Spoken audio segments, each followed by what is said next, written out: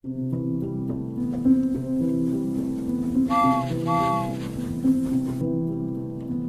last night I went to the Vienna State Opera House to see Madame Butterfly and it was spectacular. But how did I get tickets on the day, you may ask? Let me tell you. You come over here to Vienna State Opera House 2 hours before the show starts at 7 PM, so come for maybe about 4:30, 5. You go round to the side, you get standing tickets. You just have to stand in a bit of a queue to get some of the cheap seats. And I mean by cheap, roughly the prices are about maybe 150 to 200 euros to go see an opera in this place.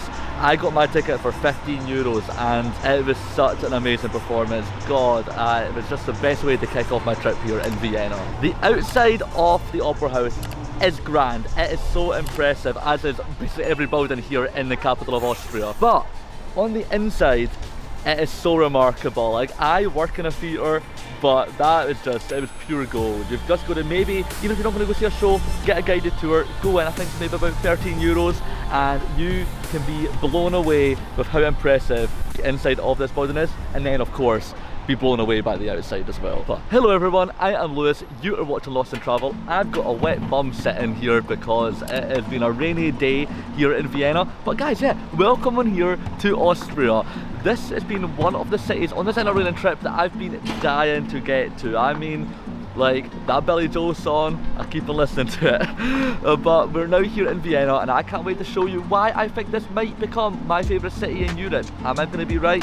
Only one way to find out. Let's explore this epic city.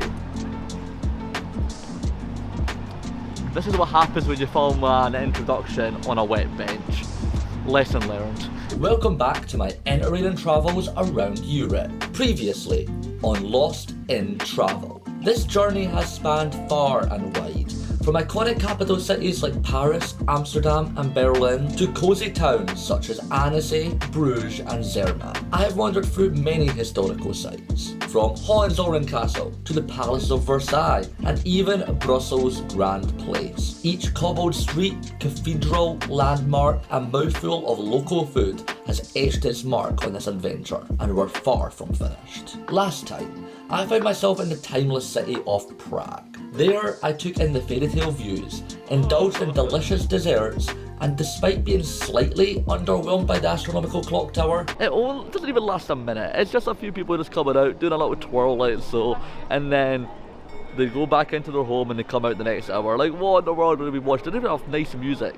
At least the Messina one had classical music that I could just listen to and be like, this is nice and relaxing. I left with a sense that Prague is one of the most charming places I've ever visited. But now, can my next destination top it? Welcome to Austria, everyone. Vienna waits for me. Right, first impressions of Vienna, right off the bat, this place is so green. Like, I just opened up Google Maps and I'm like, wow, there's so many parks here in the city.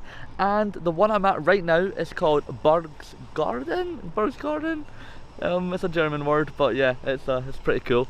And it is so phenomenal because you're not just standing in a park. You're walking through on your normal park route and you're going past all of these amazing museums, palaces, you name it. It just feels like you've entered a classical movie and you're here, you're in Vienna, and it's great. It's also been highly regarded and consistently voted one of the best living areas in the world.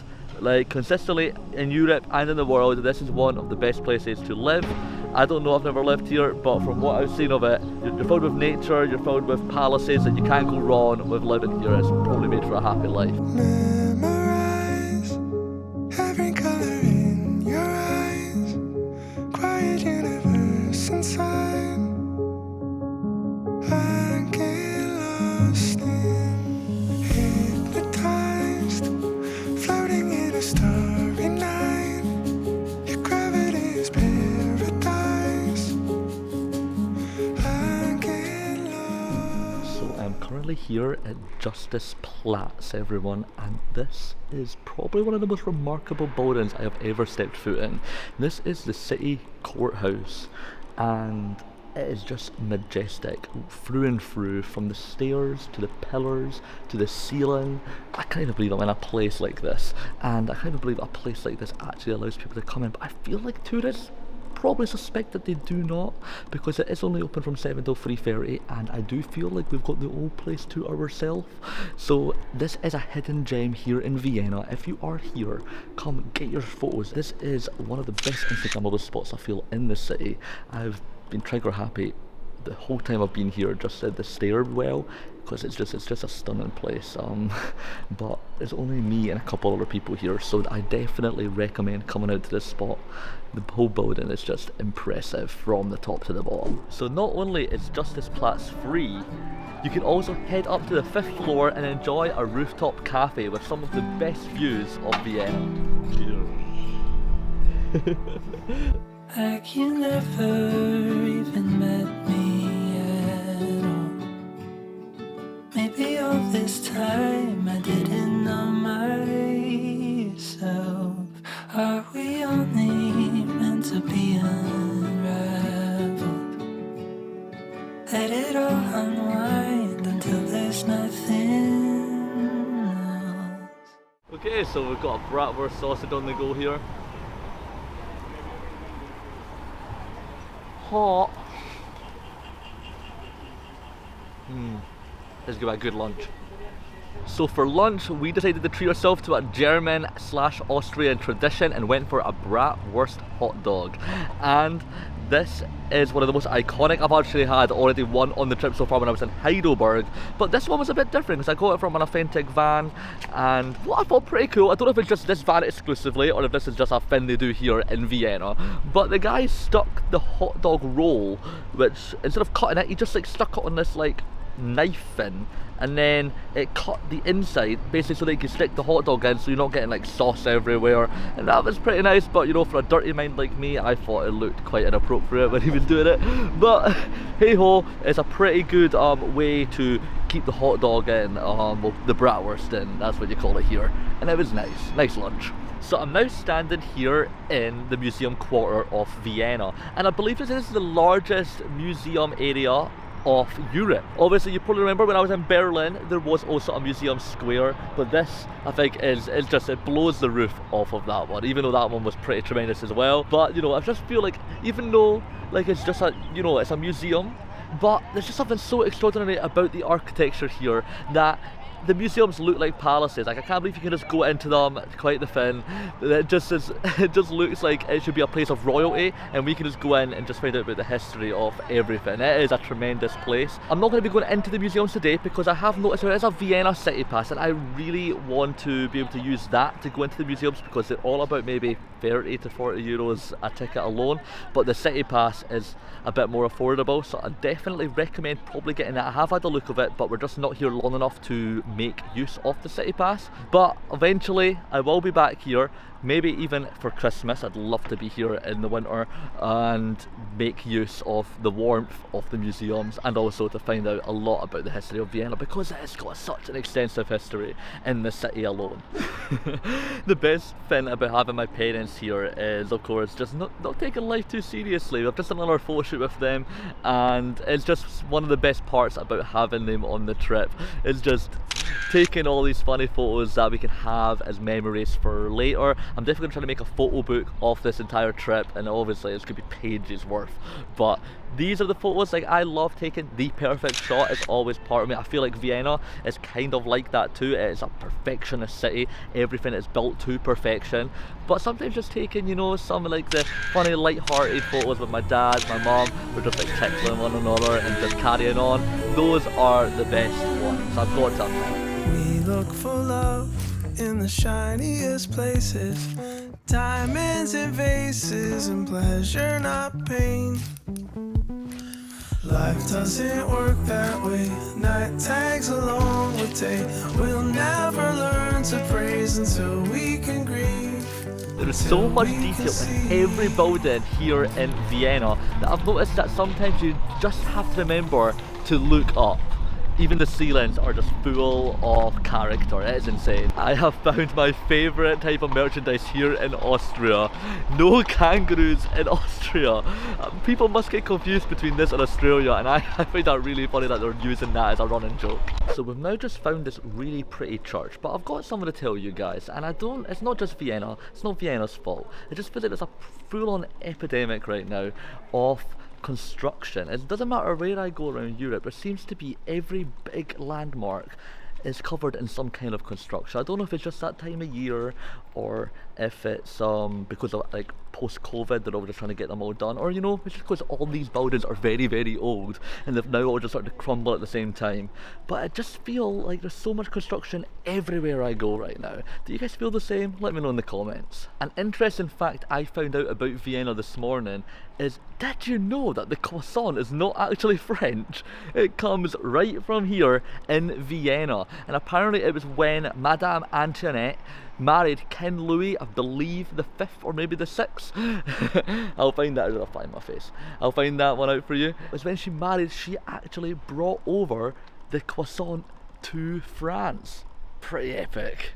Because it is not the type of trip to Vienna that I'm here to do lots of museums, which is what the city's most famous for, I've got to tell you, this is a really photogenic spot here in Europe.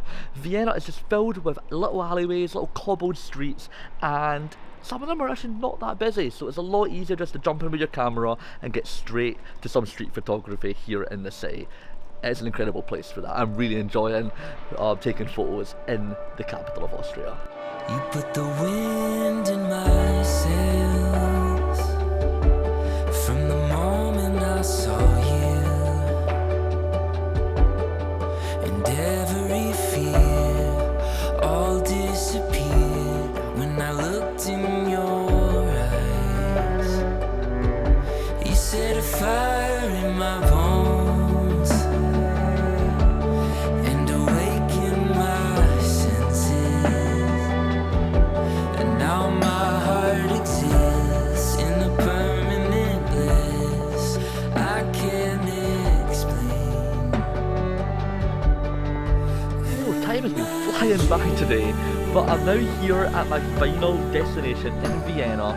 Welcome on here everyone to Schönbrunn Palace, and this is one of the most amazing spots here in Vienna, like a must-see spot. I think it may be their biggest landmark, and I don't know if it's because of the palace, because I can't get inside. We're actually here after closing hours, but the gardens, just be able to see the gardens, and they are free, is worth the journey out here alone. You can make it out here just by taking the underground like we did, and then you're literally right beside this stunning grounds of royalty and finesse. It really fits the whole overall theme of Vienna. And we're now here for sunset, and it's just amazing, isn't it? So being here in these gardens reminds me of, remember, this is at the very start of the trip, so if you remember this very well, then guys, you are my loyal fans. But remember when I went to the Palace of Versailles? Like, those gardens were just incredible, and just when I thought I saw them all, there was even more. And that is what it feels like being here in the gardens of Schönbrunn. It is just goes on for miles and miles and miles.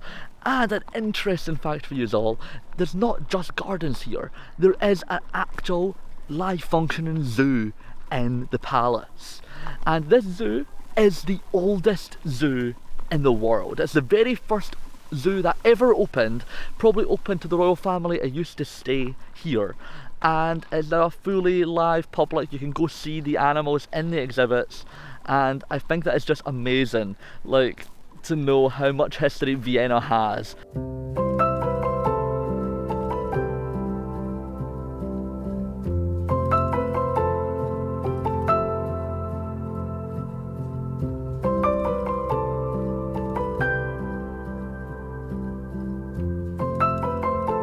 So with the palace behind me, I want to tell you overall what my thoughts on Vienna are. I came into the city thinking it was going to be my favourite city in Europe. It is definitely the one I've been wanting to come here to the most, and I don't know what it was, like what drew me to this. I don't know if it was just because how big everything was, how bold the architecture design was, or maybe it's just that Billy Joel song, you know. I'm not entirely too sure. Or even the song about the fray. No one ever talks about that one. I like that one. But there's just something about this city that attracted me to it, and I can tell you, I'm 100% right on how beautiful it is going to be. I knew it was going to be an amazing city, and it definitely has been. Has it been my favourite city in Europe? Probably not my favourite, but it is definitely up there as one I'm desperately wanting to go back to. Definitely for winter, definitely with a city pass. The city pass actually does include this palace right behind me, so to actually just go inside and see the interior design, which I believe is probably out of this world, just like everything else in the city alone. And also I just really want to see Austria so badly, like a lot more than Vienna. I'd love to go see Salzburg, I'd love to go see the Austrian Alps, Hallstatt as well. Like, there's just so much in this country that I've not even touched the surface of yet. But Vienna, incredible city, 100% recommend it, but it's not my favourite. I will tell you what my favourite is at the end of the trip, but that doesn't stop it from being just as amazing. Wait now guys, you have to pay to go for a poo. That's the problem, you have to pay to go for a poo. Alright. So you've probably noticed something about this vlog. Where in the world is my hat gone? I've worn it in every single video here on the Interrailing trip, but I thought today I was not going to wear it because I wanted to show you how messy my hair is getting, and the reason why I wear a hat in every vlog. It's my hair desperately needed a cut, but I do graduate next week, like literally a week today, so I was I'm basically waiting. I didn't want to get my hair done here in Europe because I wanted to hand off and get it done on the day before my graduation. So I just wanted to show you, this is the reason why I wear a hat. The hat will be back on the next vlog, but I just wanted to show you exactly how messy my hair is right now. But anyways guys, that is the end of the Vienna vlog. I hope you did enjoy it, I hope you found it insightful, I hope you're literally on the Skyscanner app right now and booking your flights out to Austria, because it is such an incredible place, and I do think you will enjoy it. If you are, even if you've clicked on this video, you're obviously thinking you will like Austria, and I'm telling you, you 100% will. But anyways guys, if you did enjoy today's video and you are literally booking your flights right now, then remember, drop a like before you do and subscribe, because there's so much more to go. By so much more, I mean like 3 more videos. So we're almost at the end now, less than a week. So what have I got in store for the last couple of days of the trip? Click the notification bell to find out guys, and I will see you all with the next vlog. Anyways, peace out, see you later, and have a nice guy. Have a nice guys? Have a nice day guys. Bye bye. Bye bye. Come fly away with me. Imagine all the things that we could see. Yeah, don't you know that life's a dance? Come take my hand and fly away.